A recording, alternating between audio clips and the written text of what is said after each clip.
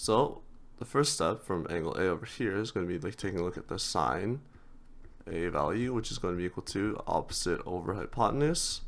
So if we plug this into our calculator, so 6.7 divided by 7.7, we're going to get sine A to be 0.8701.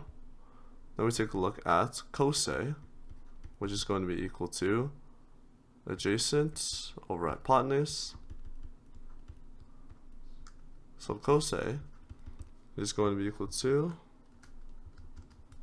0.4935, and then for tan A is going to be equal to opposite over adjacent.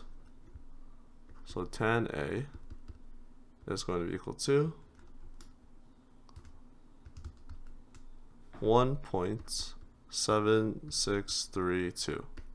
So these are going to be your final answers.